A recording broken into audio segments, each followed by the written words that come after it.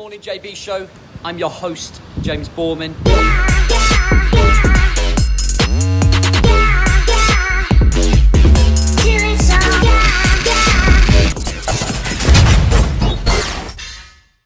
And it is Friday feeling. It's just the same as Monday feeling or Tuesday feeling in a minute. But if you are coming through, please do like, drop a comment, let me know if you can relate or share. So, today I just want to kind of share this because I think mentally I definitely won't be the only one, but this week I've definitely struggled in terms of my mental well-being and mental health. There's been no trigger. There's absolutely nothing wrong. Everything's great. Business is great, relationships are great. I just woke up on Monday and neurologically was just fucking ruined, shall we just say, just literally, and I just have not been able to bring myself out of it. And do you know what? I'm fine. I think over the years I've managed to, what's really important is understand myself so much better now that I can control all of the emotions, all of the mindset that comes along with it, the short-temperedness. And it's just really a case, and it's not even a COVID-19 thing. It's not. It really is just, I think every now and then we have ups and downs, right? And I think that's just part and parcel of life. And it's interesting because a couple of the other guys in the mastermind are starting to feel the same. So maybe just a restriction on our freedom maybe is, in my unconscious mind, is playing a part on what's happening. And I think this is right now where I really miss the jiu-jitsu that I do. There's something quite invigorating about rolling around, trying to fucking choke out another man, or being humbled by someone that's much better technically or more experienced.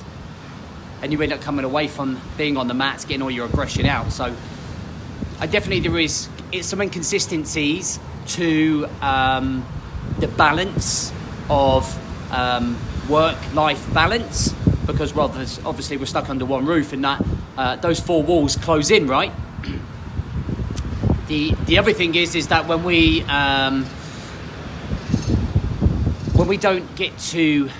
work hard constantly, I've been on the go in this since January, haven't had a day off since January. Normally at Easter we'd go away with the kids, we'd have some proper family time, and we are having family time now. But you know what I mean, when it's different when you go camping. And you have a couple of drinks. At the end of each quarter, you just have a blowout with some of the boys. We just haven't been able to do that, so there's been no release. So I think it's just a build-up of all of that. But what's really important is to recognise and understand that, okay? That there will be bad days, that there are going to be bad maybe weeks, but it's important to recognise those things and not self-sabotage. Back in the day, I just would have drunk every night. I would have buried my head in the sand. I just wouldn't have ignored the situation. But, I've been doing my rituals this week. I've been working with my clients. I've been talking to Jem. I've been playing with the kids. I've been doing everything that I normally need to do. And I can already feel waking up this morning better moving forwards. But it just happens. It's just the chemical reactions that are going on in my head. There's no trigger. But it's important for you to realise that sometimes you are just going to reach breaking point. And that the little green machine in you that wants to press the nuclear bomb to explode will always come about.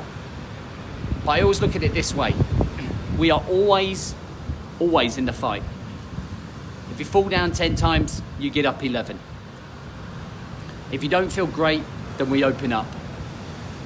And that's some of the most important things that we need to do.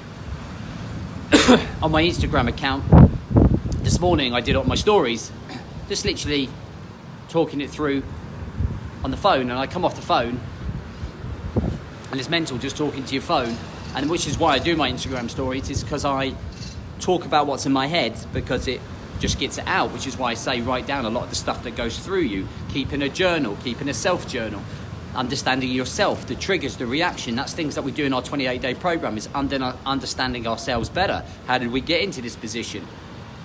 Way back in the day, something like this would have lasted months for me. I would have gone into this mental rut, as I would call it. And I would drink, self-sabotage, And it would last 2 to 3 months, easy. And I would just look for ways that I could fuck my life up and self-sabotage. But now, my head's above the water. I recognise that I'm not great this week. My missus calls it the man period. She's a fucking woman. But she, she's my rock. She's my best friend, and that's who I can get to talk to about it. I've also got incredible friends, and we've been checking in on each other, keeping connection levels up through this.